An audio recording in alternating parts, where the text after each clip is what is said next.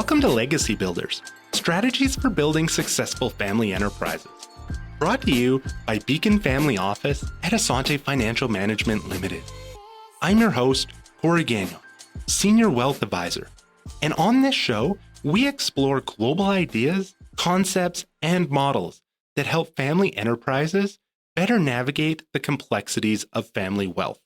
Today, we welcome Spencer Mellace, advisor at Experience Financial Coaching and Consulting, Inc. Spencer is a fee-only advisor that specializes in estate and succession planning for families and family businesses.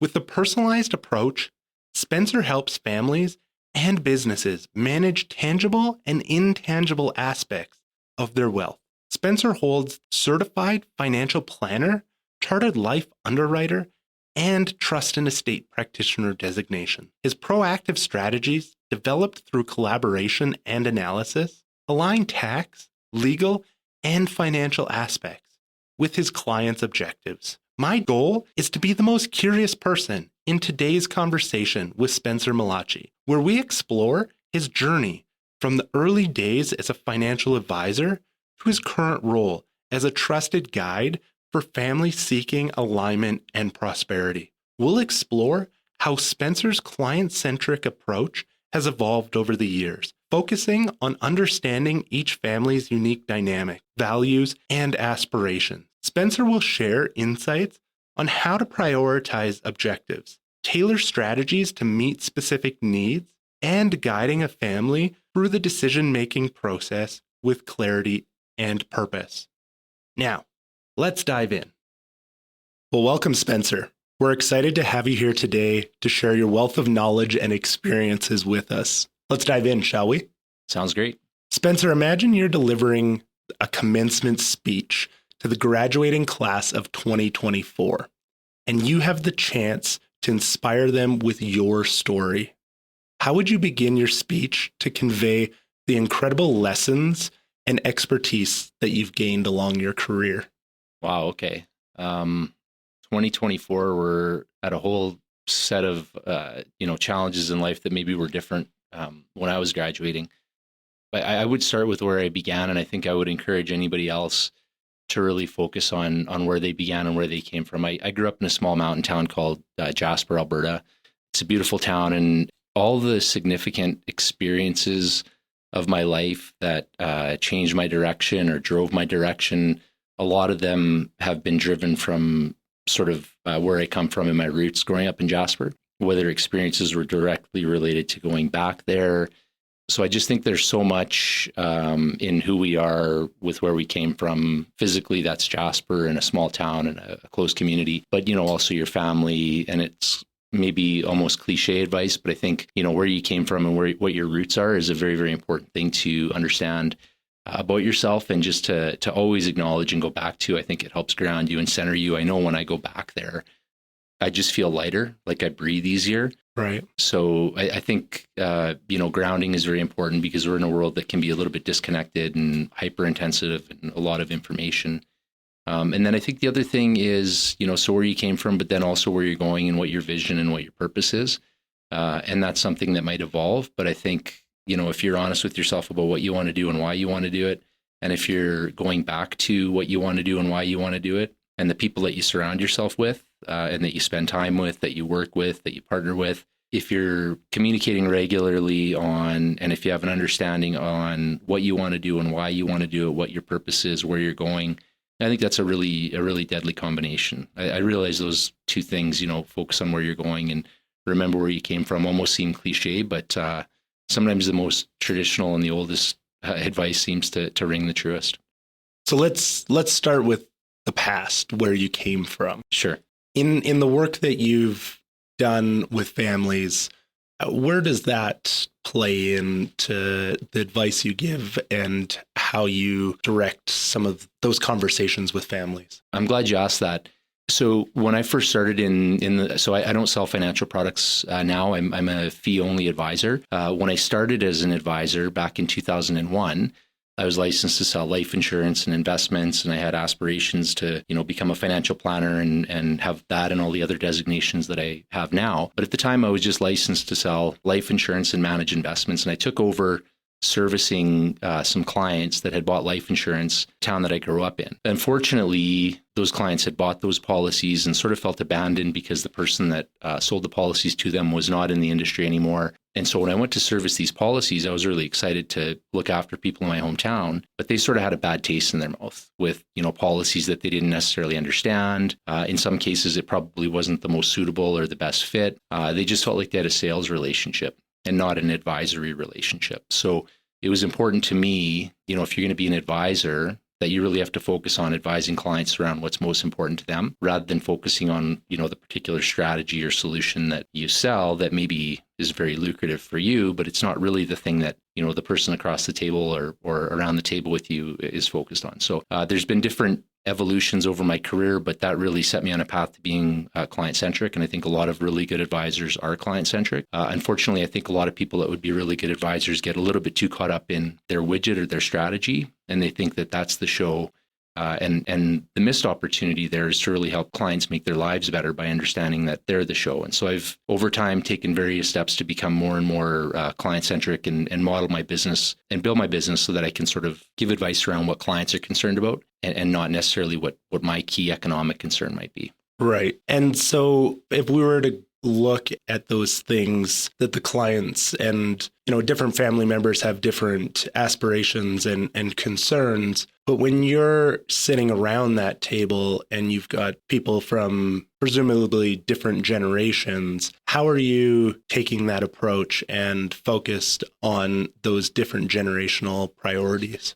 Awesome question. And I think you're the most curious person in the room today, but which I think is fantastic. I try and be the most curious person in the room when I'm meeting with clients in discovery. And there's a large emphasis in my client engagement around discovery. And that discovery it starts with the intangible and interviews with the key family members and what's most important to them. And so, if the engagement starts with mom and dad, usually the discovery will start with them, what they want to do and why they want to do it. And, in a comprehensive family business engagement, I'll have individual interviews with the next generation. And I'll have interviews and meetings with the entire group. So everybody has the space to share what they want to do and why they want to do that. And some of that might be driven by their life cycle, where they're at sort of within their own lives, within their family life cycle. And so just giving everybody the space to have those conversations and to share what's most important to them in a way that maybe they're not, if mom and dad are in the room, the kids might answer the questions, the adult kids, in a different way than they might if mom and dad are not in the room. So just trying to create the appropriate venue for everybody to honestly share what's going on with them and what's important to them. Trying to create the appropriate venue for everybody to honestly share what's going on with them and what's important to them. Right.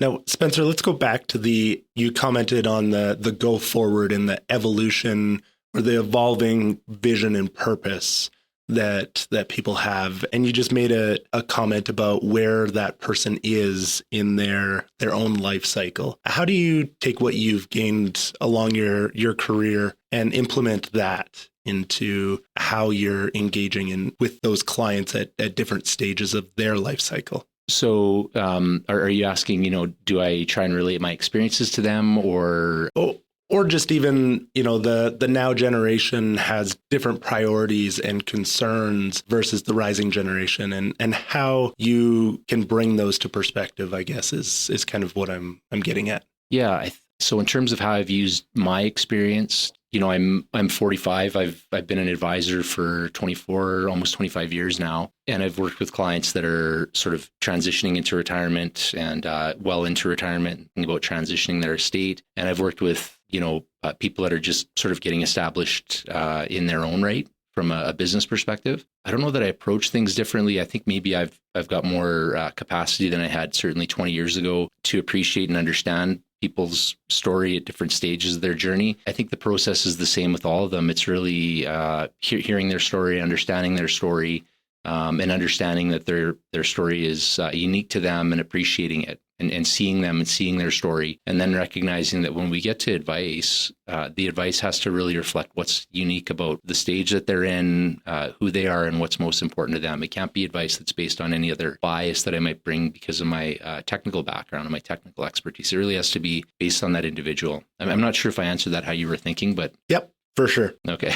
I want to go back to, you mentioned how going back to Jasper, and we're very lucky where we are to have the Rocky Mountains so close, and the fact that these locations that people travel from far and wide to visit are right there out our back door. And going back to Jasper and that grounding that you mentioned, some people have a different place that they go. It might be underneath the old tree and the family farm, or there's many of those places. And for you, it's going back and that fresh air and feeling lighter. Yeah. What is it that families and people of different generations, and I know some of the work that you do as a coach with your kids and their teams, how do you bring that into your world of advising? I think there's a lot of distraction in our world, and that's a fact.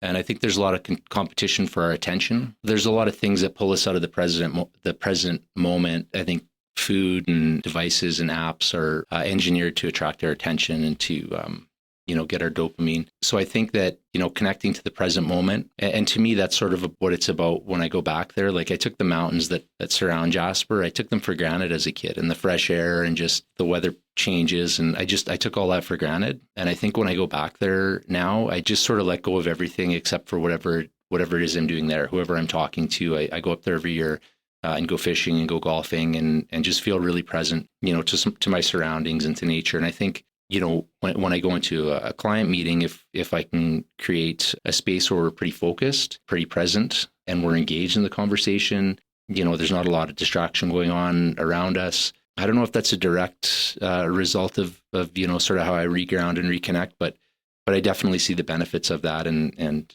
like, this is almost cliche again, meditation and grounding and reconnecting and that type of stuff. But that's sort of a literal way that I've sort of done that. And I think if that can happen when I'm engaging with people, we're not engaging around distraction, but we're engaging around, in the present moment. I think that's something I try to do. Now, you made the comment about creating space for that meeting. And one of the things you and I have learned together is about the process as well as the content. Yeah. As a technical advisor in your background, you have some of that intuition as well. But can you talk a little bit about the importance of that process and really setting up the meeting for what you want to achieve?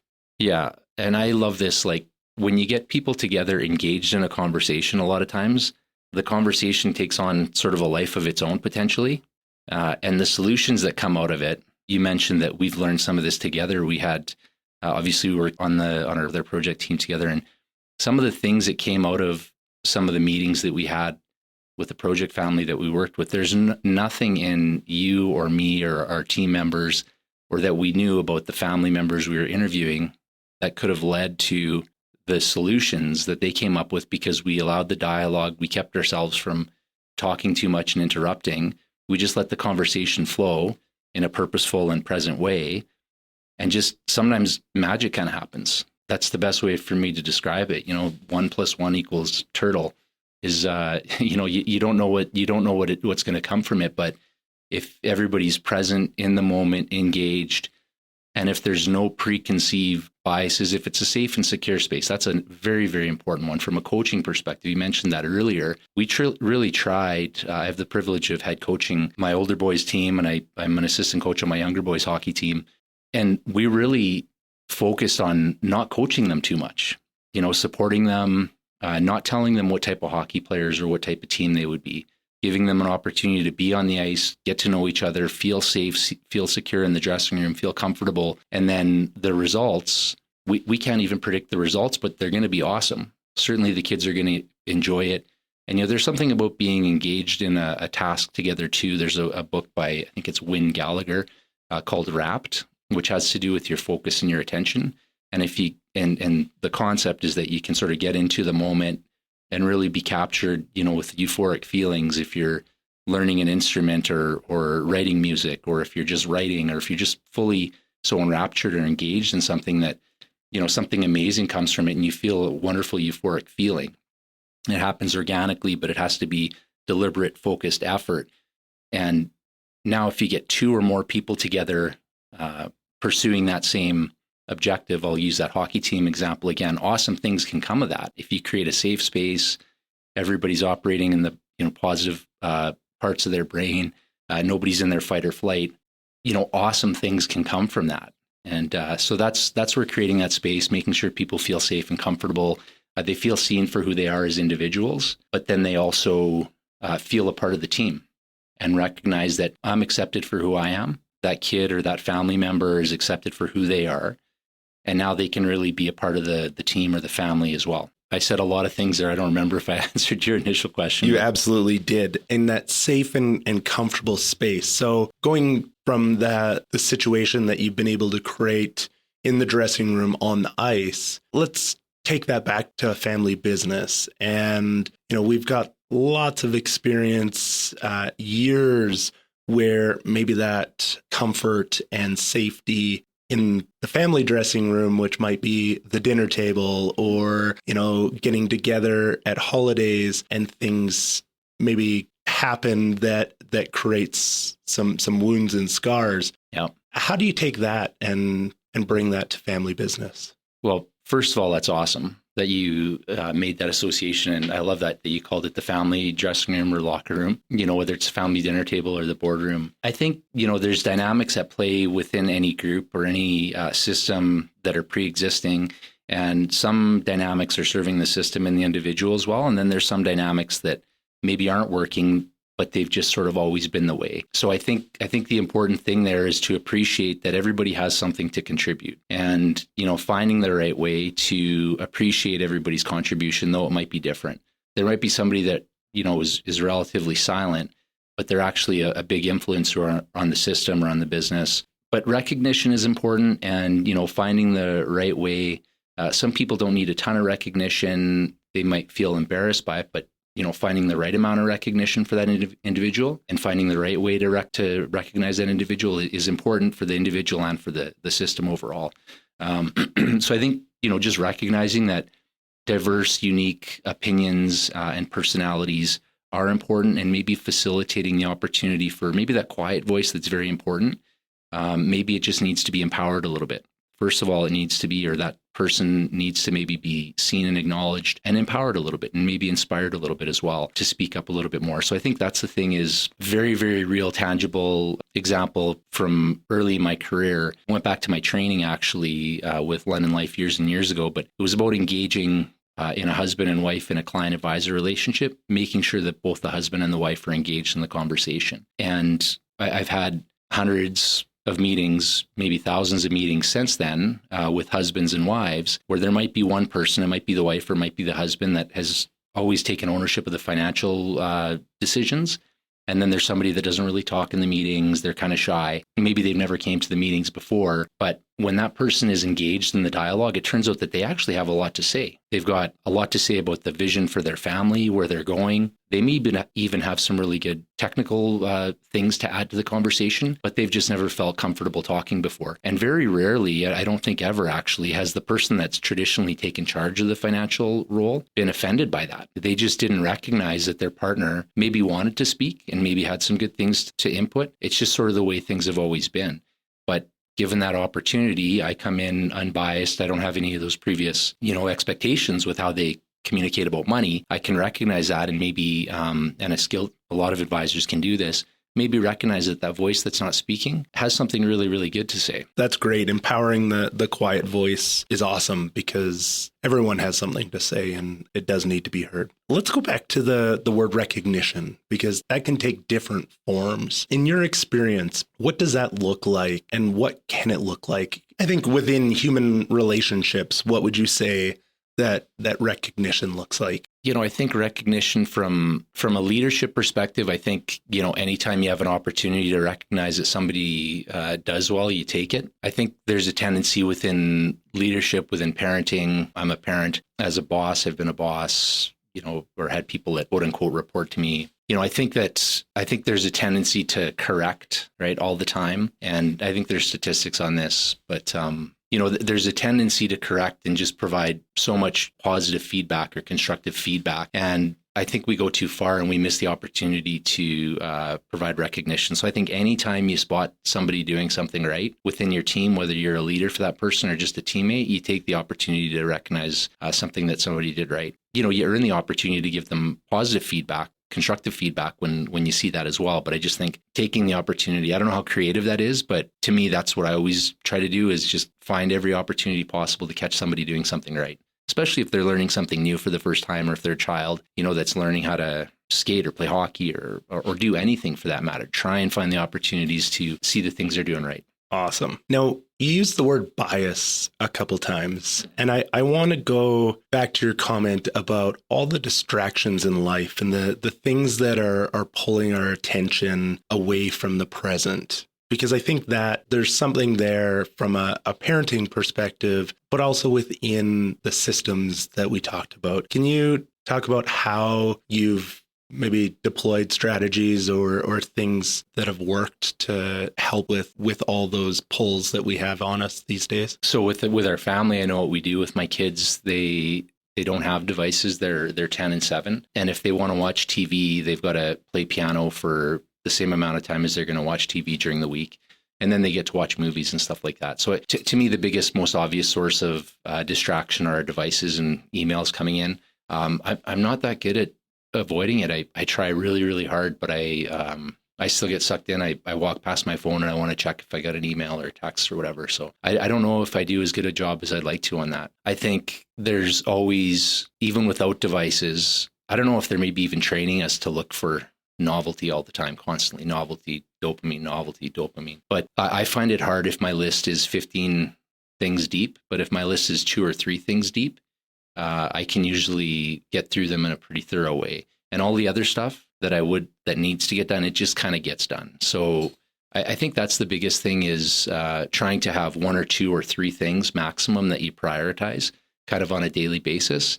And then all the peripheral things, rather than putting them on a list or being focused or worried about them, just accepting them for what they are, as peripheral things that'll get done when they need to get done, and just focus on 1 or 2 or 3 priorities. And even, above that, I would say, is regularly getting back to your vision or your purpose or your why, because that'll help you eliminate a lot of pulls. Like, does this line up with where I'm going, or where we're going, or what's important? Because if it doesn't, maybe you can cross that off the list, delete that email, rather than saving it for later. I like that. And if you were to take that and explain on the work that you do with families from a succession and continuity perspective, how does that prioritizing translate into some of that work, or how you see families best handle some of those objectives? Yeah, great question. And thank you. I had a conversation this morning with the new perspective planning family. And, his concern is that there's tax things that he could do. There's leverage things that he could do. There's insurance things that he could do. There's a lot of analysis that, and he gets into a very cerebral state, and he starts thinking of all these scenarios, but he needs some guidance to actually tailor the analysis to just the things that are relevant for them. So how I relate that is, if we go through a planning engagement and we go through a detailed discovery, and we go through the discovery, which is what you want to do and why you want to do it, and then we do the hard facts and the legal and financial and tax situation that the family and the business are in. If we have 15 different things that come out of that, they're probably going to do none of them. But if we identify 2 or 3 key priorities and themes that come up, and those are the most important things that they need to tackle, then we can focus our analysis on those 2 or 3 things.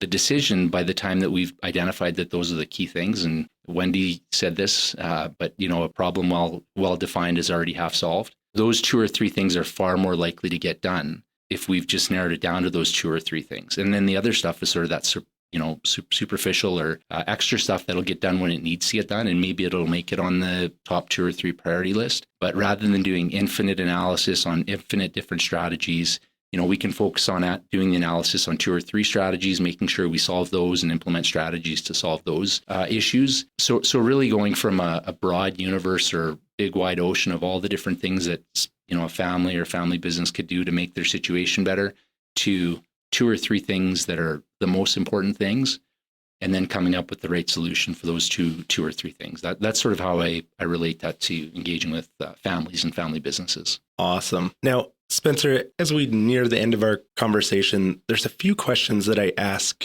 each guest before we wrap up. Are you ready for the tough ones? Sure. Is this rapid fire? Can I give really long answers like I have been? You can do either. Okay. Emphasize where you think you need to. So if you were to say one key strategy that you believe is most essential for building a successful family enterprise, what would that be? This came up before, and it's not a strategy, but it's sort of a strategy. It's determine the vision, the why, and go back to it as often as you can. Make it part of your vernacular within your company, within your culture, because that will breed culture. It'll breed how people make decisions. It'll empower people to make good decisions.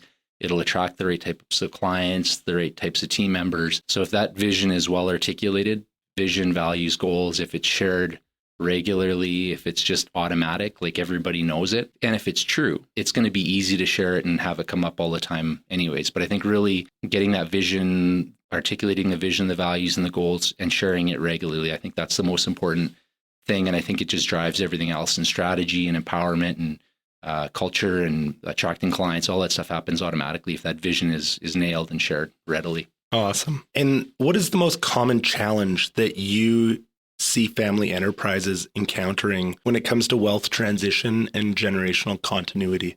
Great question. I've seen this so much. People want to do something, but they don't know where to start. And they know somebody that sells life insurance. That was me for 23 years. A financial planner and a trust and estate practitioner, but largely, came from an insurance bias, or they've got somebody that's got an investment bias, or they've got somebody that has a tax strategy or a structure that they should use. So the issue is that they don't know what to do and they don't know where to get started. They've got ideas that are very advisor centric, but they're not centric to them. And if we get to the place, so having great communication within the family, I would say when that happens, it becomes easier to make decisions about the strategy. So I think just families starting in the wrong spot. They're starting with advisors that are maybe strategy centric. And I think there's maybe less advisors or less opportunities for families to engage with advisors that are family centric and really helping them communicate well and articulate what they want to do and why they want to do it. Awesome. And in your experience, what are the top 3 key qualities that successful family enterprise leaders possess? I think leaders in general, family enterprise leaders, there's probably, so I'll just say leaders in general to start. I would say, creating a safe and secure place for everybody, seeing and acknowledging everybody. So just creating safety and security and just a great, helping everybody feel included and important. I would say that's the most important thing. Being supportive, getting out of the way as leaders. Like I think sometimes we want to intervene too much. Whereas I think if you can just sort of allow people's process and allow the team's process, and I think it's about empowering people and inspiring people.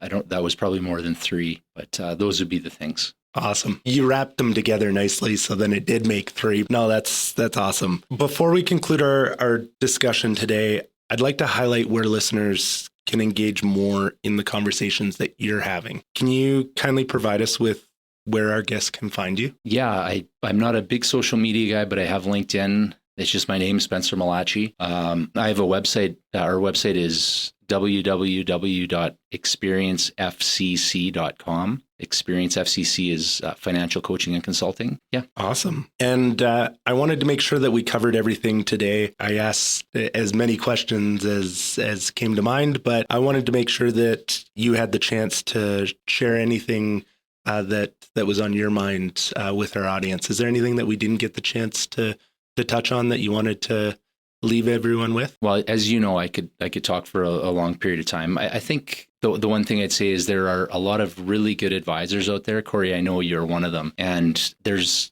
also advisors that want to be really good advisors, but they're in an institution that doesn't really allow them to be client-centric. And conversely, I think there's a lot of clients that feel like they have to be associated with those advisors that are tied to those institutions that drive a lot of behavior that's institution-centric and not client-centric. I think it's really important for clients to look outside the big banks, talk to different advisors within different channels, talk to you, Corey, because I know you're a fantastic advisor, but the traditional methods may not be the only methods. You know, the bank advisor, the branch, there are other places that people can find advice that's really going to be focused on them. And I would just encourage everybody that's looking for financial advice, wealth advice, really seek out advisors that are client-centric and have your best interests at heart. And that might not be the person that, you know, your mom and dad worked with or just the person at the local bank branch. Awesome. Thank you, Spencer, for taking the time to share your expertise and experiences with us. Your insights have been incredibly valuable, and we're grateful for your time and your contribution to this episode.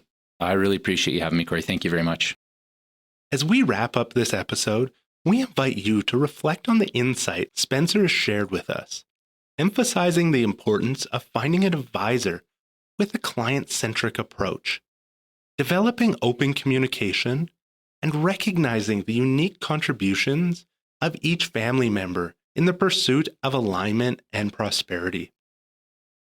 Whether you are part of a family business or provide consulting to them, may these insights empower you to create safe spaces for dialogue, prioritize key objectives, and tailor strategies to meet the specific needs of your families. Throughout our discussion, Spencer highlighted several actionable takeaways.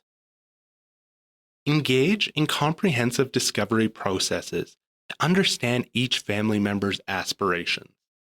Facilitate open conversations that allow quiet voices to be heard, and focus on the 2 or 3 most important priorities to guide your decision-making.